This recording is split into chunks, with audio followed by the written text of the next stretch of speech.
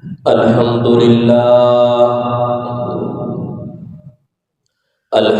لله نحمده ونستعينه ونستغفره ونؤمن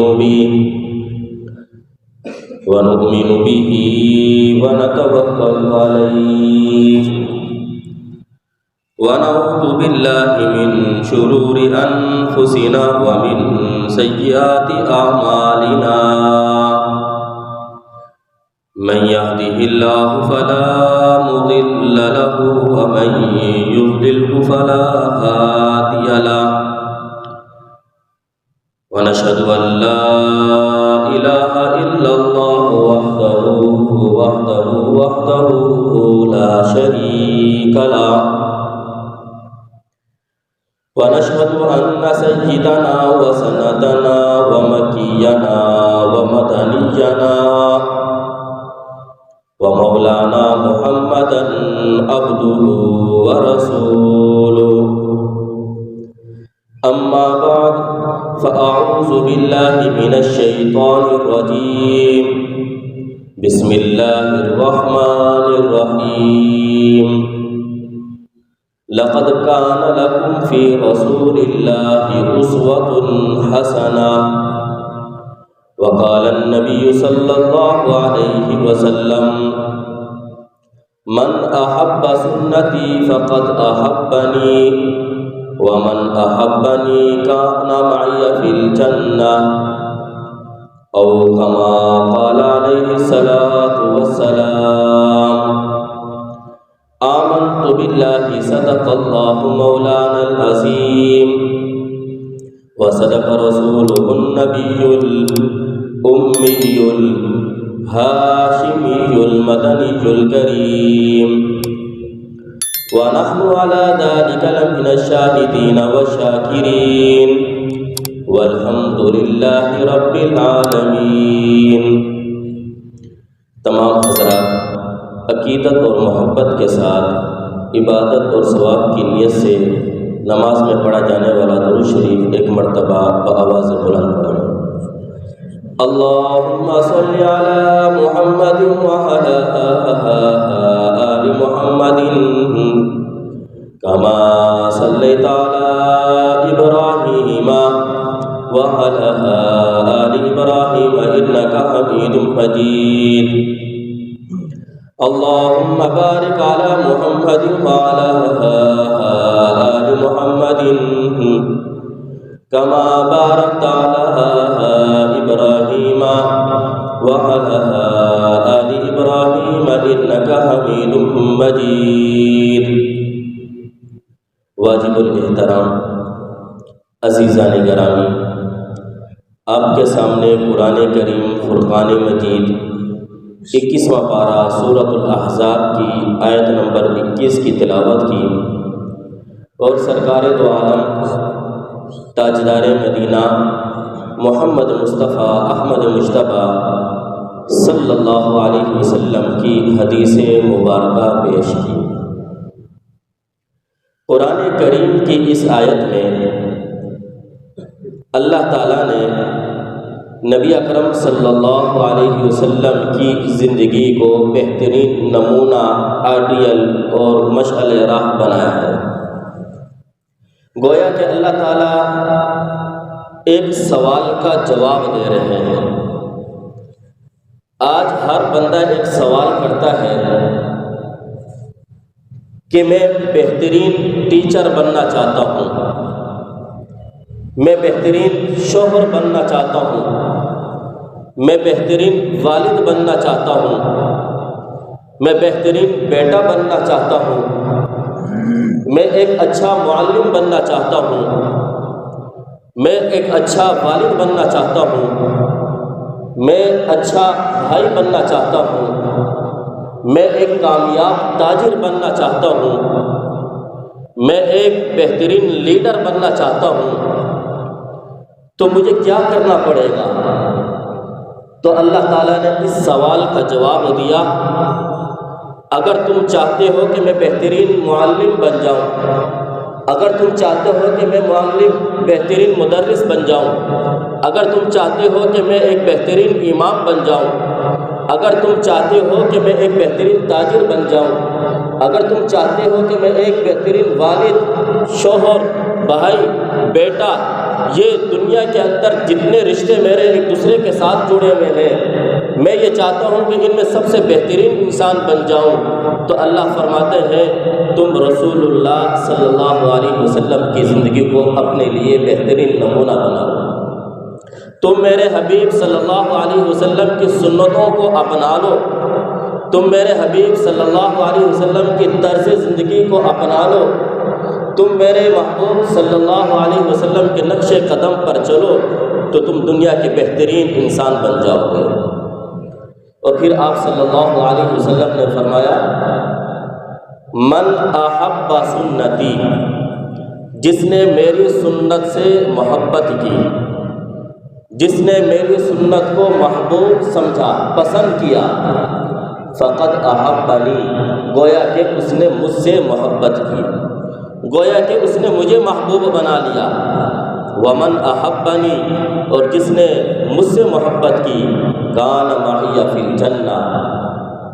تو اللہ کے حبیب صلی اللہ علیہ وسلم اتنی بڑی فضیلت بیان فرما رہے ہیں، جس نے مجھ سے محبت کی گویا کہ وہ قیامت کے دن میرے ساتھ ہوگا، وہ قیامت کے دن میرے ساتھ ہوگا۔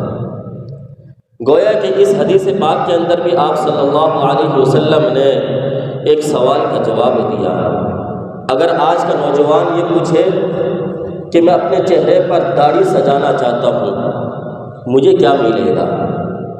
اگر آج کا نوجوان یہ سمجھے اور یہ پوچھے کہ میں سنت کے مطابق لباس پہننا چاہتا ہوں، میں کھانا پینا اٹھنا بیٹھنا، میرا رات کو سونا صبح کا جاگنا، میرے گھر کی زندگی باہر کی زندگی، تہذیب تمدن، یہ پوری زندگی میں رسول اللہ صلی اللہ علیہ وسلم کے بتائے ہوئے طریقے کے مطابق گزارنا چاہتا ہوں، مجھے ملے گا کیا؟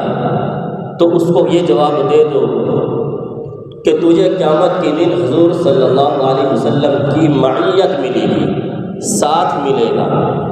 اور یہ جواب آپ اپنی طرف سے نہیں دے رہے، بلکہ یہ جواب حضور پاک صلی اللہ علیہ وسلم نے خود دیا کہ جو میرے طریقے کو پسند کرے گا، اس پر عمل کرے گا، کان معی فی الجنہ، وہ قیامت کے دن جنت میں میرے ساتھ ہوگا۔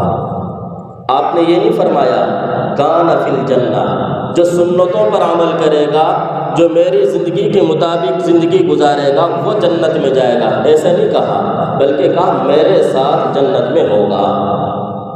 حضرت ابو موسیٰ اشعری رضی اللہ عنہ، ان سے روایت ہے، فرماتے ہیں کہ ایک شخص آیا اور آ کر کہنے لگا یا رسول اللہ قیامت کب آئے گی؟ آپ صلی اللہ علیہ وسلم نے فرمایا کہ قیامت کے بارے میں پوچھتے ہو، کیا تیاری کی ہوئی ہے؟ کتنی نمازیں، کتنے روزے، کتنی عبادت؟ تو کہا، ایک جواب دیا، یا رسول اللہ میں نے زیادہ کچھ تیار تو نہیں کیا ہوا، ہاں اللہ اور اس کے محبوب سے محبت کرتا ہوں۔ تو آپ صلی اللہ علیہ وسلم نے فرمایا المرء مع من احبہ، قیامت کے دن انسان اسی کے ساتھ ہوگا جس کے ساتھ دنیا میں وہ محبت کیا کرتا تھا۔ محبت کا کیا مطلب ہوتا ہے؟ محبت انسان وہ دل سے کرتا تو ہے، لیکن اس کا اظہار ہوتا ہے، اس کی کچھ نشانیاں ہوتی ہیں۔ آج اگر کوئی شخص کسی کو کہے کہ میں تجھ سے محبت کرتا ہوں، دعویٰ ہوتا ہے، تو اس کو وہ کہے کہ تو کیا کر لے گا میرے لیے؟ تو لوگ کہتے ہیں کہ مثال ہے میں آسمان سے تارے توڑ کے لے آؤں گا، یعنی یہ اس کو باور کرانے کی کوشش کرتا ہے کہ ہر مشکل کام میں تیرے لیے کرنے کے لیے تیار ہوں، مجھے آزما کر تو دیکھ۔ تو اللہ تعالیٰ نبی پاک صلی اللہ علیہ وسلم کو صحابی نے کہا کہ یا رسول اللہ میں زیادہ تو کچھ اتنی عبادات میرے نہیں ہے، ہاں اللہ اور اس کے رسول سے محبت کرتا ہوں۔ مطلب کیا بتانا چاہتا تھا؟ جو آپ نے حکم دیا اس کے مطابق زندگی گزار رہا ہوں، یہی ہے میرے لیے کافی۔ تو آپ صلی اللہ علیہ وسلم نے فرمایا کہ المرء مع من احبہ، جو دنیا میں جس کے ساتھ محبت کرے گا قیامت کے دن وہ اسی کے ساتھ ہوگا۔ اور صحابہ نے صرف دعویٰ محبت کا نہیں کیا، بلکہ اس کا اظہار کس طریقے سے کیا، اپنا مال اپنی جان نبی پاک صلی اللہ علیہ وسلم کے حکم پر نچھاور کر دیا۔ غزوہ تبوک کا موقع ہے، آپ صلی اللہ علیہ وسلم منبر پر بیٹھے ہیں، آپ نے کہا کہ جہاد کے لیے جانا سفر بہت لمبا ہے اور مسلمانوں کے پاس جو ہے تلواریں بھی نہیں ہیں، اسلحہ کم ہے اور گھوڑے بھی نہیں ہیں، اونٹوں کی تعداد بھی کم ہے۔ آپ صلی اللہ علیہ وسلم نے صحابہ کو کہا کہ جاؤ اپنے گھر سے سامان لے کر آؤ، جس کے پاس جو کچھ ہے۔ صحابہ نے لا کر آپ صلی اللہ علیہ وسلم کے قدموں میں نچھاور کر دیا۔ آپ صلی اللہ علیہ وسلم نے حضرت ابو بکر صدیق رضی اللہ عنہ سے پوچھا، اے صدیق یہ تو بتا گھر میں کیا چھوڑ کر آیا؟ تو فرمانے لگے اللہ اور اس کے رسول کا نام چھوڑ کر آیا۔ تو صحابہ ان کا محبت کا اظہار یہ تھا کہ اللہ کے نبی صلی اللہ علیہ وسلم نے حکم دیا مال لاؤ، سارا مال لے کر آ گئے۔ اللہ کے نبی نے حکم دیا کہ ہجرت کرو، مکے کو چھوڑ دو، تو انہوں نے گھر بار چھوڑ دیا۔ اللہ کے نبی نے حکم دیا کہ اپنی جانوں کا نذرانہ پیش کر دو، تو انہوں نے اس کو پیش کرنے میں دیر نہیں لگائی۔ تو صحابہ نے محبت کی جو نشانیاں تھیں اس کو کر کے دکھایا ہے۔ آج میں اور آپ بھی حضور پاک صلی اللہ علیہ وسلم سے محبت کا دعویٰ تو کرتے ہیں، لیکن اس کی نشانی کیا ہے؟ تو میرے دوستو اس کی نشانیاں یہ ہیں، حضور پاک صلی اللہ علیہ وسلم کی مسنون اعمال کے مطابق زندگی گزاریں، حضور کی سنتوں پر عمل کریں، یہ ہے محبت کی نشانیاں۔ اور پھر جو دنیا کے اندر حضور پاک صلی اللہ علیہ وسلم کی سنتوں پر عمل کرتا ہے تو علماء فرماتے ہیں کہ 4 فائدے دنیا کے اندر اس کو نصیب ہوتے ہیں۔ ایک فائدہ تو قیامت کے دن اس کو ملے گا، لیکن 4 فائدے جو دنیا کے اندر اس کو ملیں گے ضرور، وہ 4 فائدے سنت پر عمل کرنے کی وجہ سے ملیں گے۔ اور یہ جو 4 فائدے ہیں یہ تجرباتی ہیں، اس کا تجربہ کیا ہے اور ہم نے دیکھا ہے اپنی آنکھوں سے۔ جو اپنی زندگی حضور پاک صلی اللہ علیہ وسلم کے بتائے ہوئے طریقے کے مطابق زندگی گزارتا ہے، حضور جیسا چہرہ بناتا ہے کہ آپ صلی اللہ علیہ وسلم کے چہرے پر داڑھی، میں بھی داڑھی رکھ رہا ہوں، حضور کے حکم کے مطابق لباس بھی سنت کے مطابق پہنتا ہے، اس کے سر پر ٹوپی، عمامہ، یہ چیزیں ہیں سنت کے مطابق، وہ ہر کام اپنا سنت کے مطابق کرتا ہے، تو اس کو دنیا کے اندر پہلا فائدہ یہ ملتا ہے کہ لوگوں کے دلوں میں، نیک لوگوں کے دلوں میں اللہ اس کی محبت ڈال دیتے ہیں، نیک لوگ اس سے محبت کرنے لگتے ہیں۔ اور قرآن کریم کے اندر 16ویں پارے کے اندر اللہ تعالیٰ فرماتے ہیں ان الذین آمنوا وعملوا الصالحات، بے شک وہ لوگ جو ایمان لے آئے اور ایمان لانے کے بعد نیک اعمال کیے۔ یہ اعمال صالحہ کیا چیز ہے؟ یہ حضور پاک صلی اللہ علیہ وسلم کے بتائے ہوئے طریقے ہیں، حضور کی سنتوں پر عمل کیا۔ مطلب اللہ فرماتا ہے سَيَجْعَلُ لَهُمُ الرَّحْمَنُ وُدًّا، اللہ لوگوں کے دلوں میں اس کی محبت ڈال دیتے ہیں۔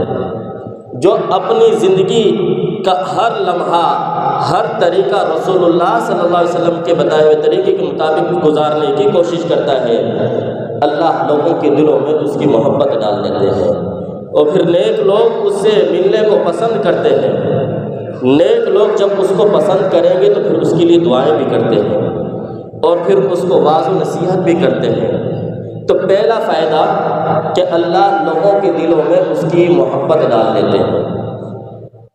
اور دوسرا فائدہ نیک سنتوں پر عمل کرنے کی وجہ سے جو دنیا کے اندر حاصل ہوتا ہے، دوسرا فائدہ یہ کہ جو بد کردار لوگ ہیں، بد اخلاق لوگ ہیں، اللہ ان کے دلوں میں ایسے آدمی کا رعب ڈال دیتے ہیں۔ اور یہ بھی ہم نے اپنی آنکھوں سے دیکھا ہے، ایسا ہوتا بھی ہے کہ بہت جگہوں پر دیکھا کہ ایک آدمی جو بڑے برے طریقے سے دوسرے آدمی کے ساتھ بات کر رہا تھا، اس کے لہجے کے اندر سختی تھی اور وہ برائی کے ساتھ پیش آ رہا تھا، بد اخلاقی کا مظاہرہ کر رہا تھا، لیکن جیسے ہی اس کے سامنے ایک ایسا آدمی آیا جس کے چہرے پر سنت کے مطابق داڑھی تھی، اس کا لباس سنت کے مطابق تھا، اس نے اپنے طرز زندگی سنت کے مطابق بنائی ہوئی تھی، جیسے ہی یہ آدمی اس کے سامنے آتا ہے اب اس کا وہ سخت لہجہ نرمی میں تبدیل ہو جاتا ہے۔ وہ دوسروں کے ساتھ تو برائی کے ساتھ پیش آ رہا تھا، لیکن قدرتی طور پر اللہ اس کے دل میں رعب ڈال دیتے ہیں، اب اس کو جرأت نہیں ہوتی ایسے آدمی کے سامنا کرنے کی، وہ اس کے ساتھ نرمی کے ساتھ بات کرتا ہے۔ تو دوسرا فائدہ سنتوں پر عمل کرنے سے یہ ہوتا ہے کہ اللہ لوگوں کے دلوں میں رعب ڈال دیتے ہیں۔ رعب تو ایک وہ ہوتا ہے نا کہ کوئی کسی پر ظلم کر رہا ہے، لوگ ڈرتے ہیں، تو وہ تو ہے کہ اپنا ظلم کی وجہ سے ڈرنے کی وجہ سے جو ہے وہ اس کا رعب آیا ہے۔ ایک ہوتا ہے رعب مصنوع اعمال کو اپنانے کی وجہ سے کہ یہ اللہ کا نیک بندہ ہے، یہ شریف بندہ ہے، اس کے ساتھ برائی کے ساتھ پیش نہیں آنا، تو یہ رعب قدرتی ہوتا ہے۔ علماء فرماتے ہیں کہ اگر تم یہ چاہتے ہو کہ لوگ تمہاری عزت کریں، تمہاری شہرت، تمہارا نام ہو اور لوگوں کے دلوں میں تمہارا رعب ہو، تو پھر مصنوع اعمال پر آ جاؤ۔ مصنوع اعمال سنت کے مطابق زندگی گزار لو تو تین چیزیں تمہیں ضرور مل جائیں گی، عزت بھی ہوگی، شہرت بھی ملے گی اور لوگوں کے دلوں میں تمہارا رعب بھی بیٹھ جائے گا۔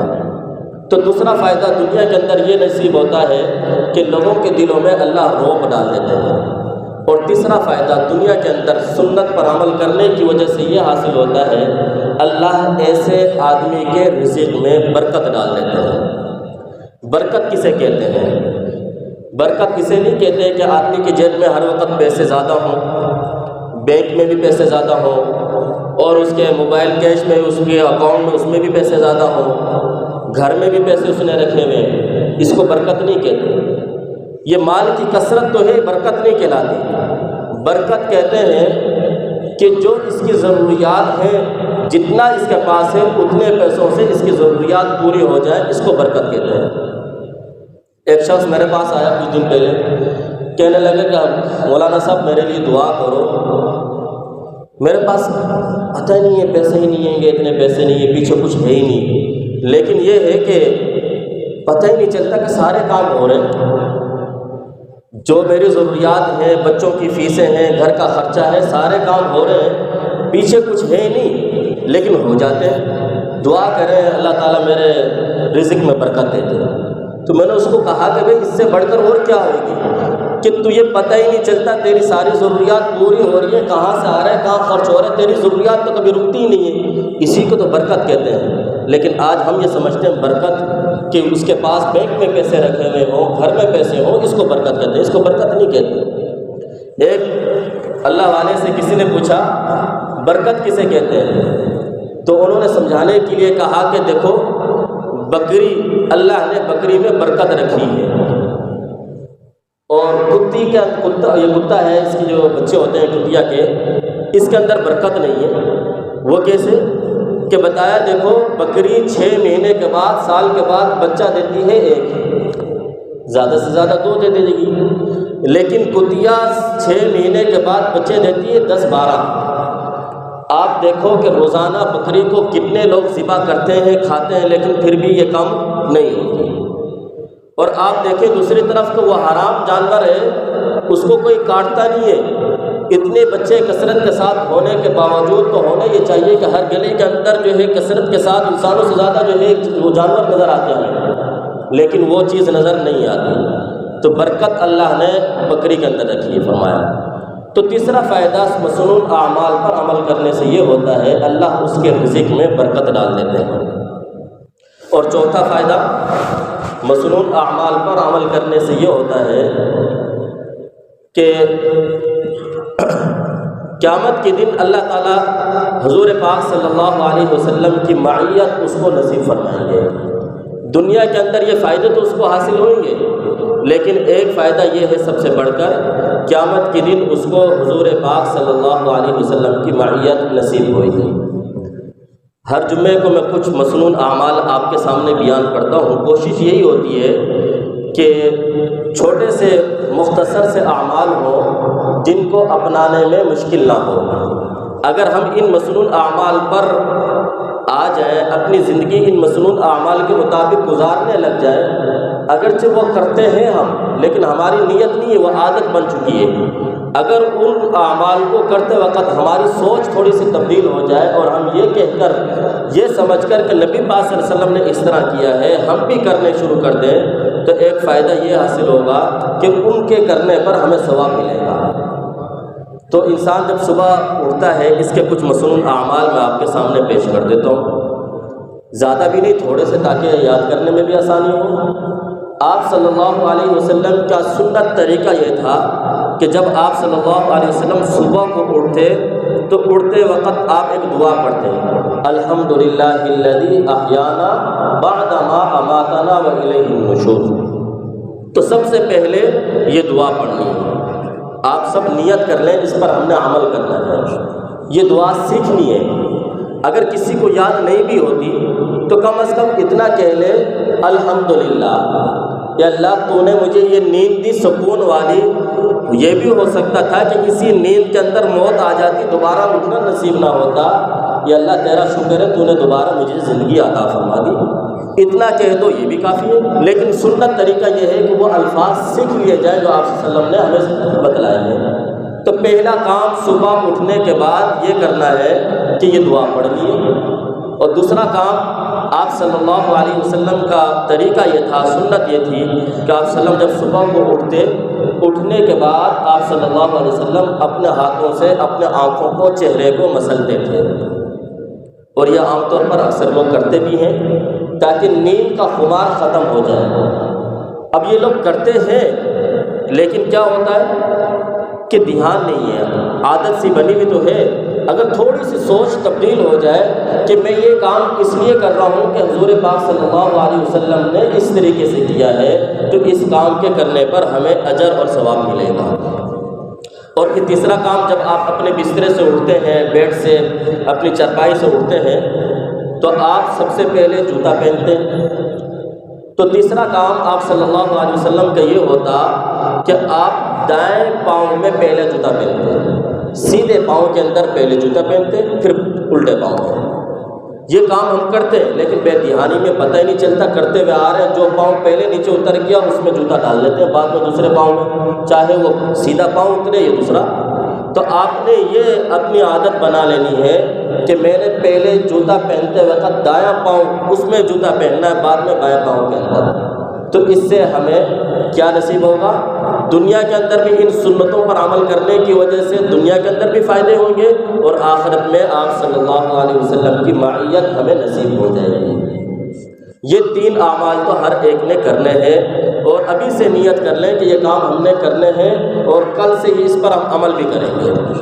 نیت کر لیں، اس پر بڑا ثواب ملتا ہے، کیونکہ قیامت کے دن پتہ نہیں ہے کہ کون سی ایک چھوٹی سی نیکی ہمیں ہمارے بخشش کا ذریعہ بن جائے، کوئی پتہ نہیں ہے۔ مولانا اشرف علی تھانوی رحمۃ اللہ علیہ نے اپنے مواعظ کے اندر ایک واقعہ اپنے مریدین کو بہت خاص طور پر بیان کرتے تھے، ان کو سنایا کرتے تھے، بایزید بستامی رحمۃ اللہ علیہ کے بارے میں۔ بایزید بستامی رحمۃ اللہ علیہ بہت بڑے اللہ کے ولی اور بزرگ گزرے ہیں۔ جب ان کا انتقال ہو گیا، انتقال کے بعد ان کے شاگرد نے ان کو خواب میں دیکھا، پوچھا کہ حضرت کیا ہوا؟ پوچھا جی آپ کے ساتھ کیا معاملہ ہوا؟ تو فرمانے لگے کہ جب مجھے اللہ رب العزت کے سامنے پیش کیا گیا تو اللہ تعالیٰ نے مجھ سے یہ سوال کیا، بایزید میرے لیے کیا لائے ہو؟ تو بایزید بستامی رحمۃ اللہ علیہ فرماتے ہیں کہ مجھے تو توقع نہیں تھی کہ اس طریقے سے سوال ہو جائے گا مجھ سے۔ تو کہنے لگے کہ میں نے اپنے دائیں طرف بائیں طرف دونوں طرف دیکھا، مجھے کوئی عمل ایسا نظر نہیں آیا جو میں نے خالص اللہ کی رضا کے لیے کیا ہو، کچھ نہ کچھ کمی تو کہیں رہ گئی تھی۔ اب میں بڑا پریشان ہوا کہ اللہ کے سامنے کون سا عمل پیش کروں؟ تو فوراً میرے ذہن میں یہ بات آئی کہ میں ایک مسلمان ہوں، کلمہ پڑھنے والا ہوں۔ اللہ کو میں نے کہا یا اللہ میں مسلمان ہوں، خالص توحید آپ کے لیے لے کر آیا ہوں، آپ کے ساتھ دنیا میں کسی کو شریک نہیں ٹھہرایا، آپ ہی خالق ہیں، آپ ہی مالک ہیں، مؤثر حقیقی آپ ہی ہیں، آپ ہی نے ہر کسی کو وجود دیا ہے، شفا دینے والی ذات بھی آپ، بیمار کرنے والی ذات بھی آپ ہیں، میں خالص توحید آپ کے لیے لے کر آیا ہوں۔ تو اللہ تعالیٰ نے کہا کہ بایزید کیا وہی توحید لے کر آئے ہو جس کی ایک رات ایسی بھی ہے کہ جب تم صبح کو اٹھے شاگردوں نے پوچھا کہ حضرت آج آپ کی طبیعت ٹھیک نہیں لگ رہی، تو فرمانے لگے کہ ہاں رات کو دودھ پیا تھا پیٹ خراب ہو گیا۔ کیا یہی توحید لے کر آئے ہو؟ بایزید بستامی رحمۃ اللہ علیہ فرماتے ہیں کہ جب میں نے یہ بات سنی تو میرے پاؤں سے زمین کھسک گئی، میں سجدے میں گر گیا، رونے لگا کہ حقیقت میں واقعی میں بات تو ایسے ہی ہے کہ اللہ والوں کی باتیں بھی بڑی ہوتی ہیں۔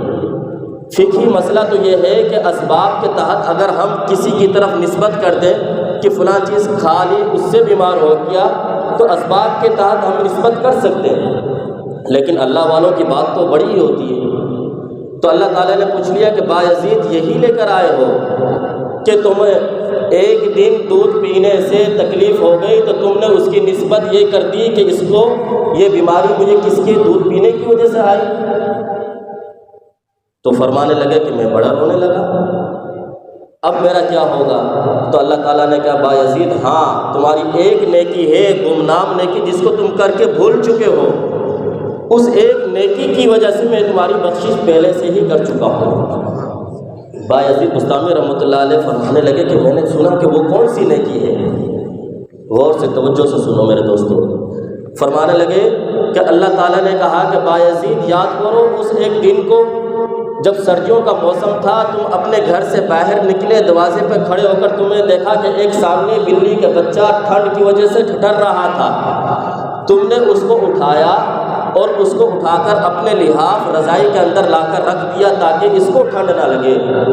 اس وقت وہ بلی کا بچہ تیرے لیے دعا کر رہا تھا، اے اللہ جس طرح اس نے ٹھنڈ کے موسم کے اندر مجھے ٹھنڈ سے بچایا ہے، مجھے اپنے آغوش رحمت میں اس نے لیا ہے، اپنی رضائی کے اندر مجھے رکھا ہے تاکہ مجھے تکلیف نہ ہو، اے اللہ قیامت کے دن تو بھی اس کو اپنے آغوش رحمت میں لے کر اس کو جہنم کی گرمی سے بچا لینا۔ اس ایک نیکی کی وجہ سے جس کو تو کر کر بھول گیا، آج اس نیکی کی وجہ سے میں تیری بخشش کر چکا ہوں۔ تو میرے دوستو یہ چھوٹے چھوٹے سے جو اعمال ہیں میں جو آپ کو بتاتا ہوں یہ معمولی نہیں ہے، دیکھنے میں چھوٹے ہیں لیکن ہو سکتا ہے کہ یہی اعمال کے کرنے کی وجہ سے ہماری بخشش کا ذریعہ بن جائے۔ آپ صلی اللہ علیہ وسلم نے فرمایا کہ جب تمہیں کوئی ملے اس کو سلام کرو، حتیٰ کہ آپ صلی اللہ علیہ وسلم نے فرمایا کہ اگر کسی خالی گھر میں جاتے ہو تو وہاں پر بھی جا کر سلام کرو اگرچہ وہاں کوئی رہتا نہ ہو، کیونکہ وہاں فرشتے تو رہتے ہیں، جنات تو رہتے ہیں، وہ تمہارے سلام کا جواب دے دیں گے۔ تو اسی بات پر میں بھی بات کو ختم کرتا ہوں، یہ ایک چھوٹی سی نیکی آپ بھی اس کا جواب دے دیں۔ السلام علیکم ورحمۃ اللہ وبرکاتہ۔ اللہ تعالی ہمیں ان باتوں پر عمل کرنے کی توفیق عطا فرمائے۔ وآخر دعوانا الحمدللہ۔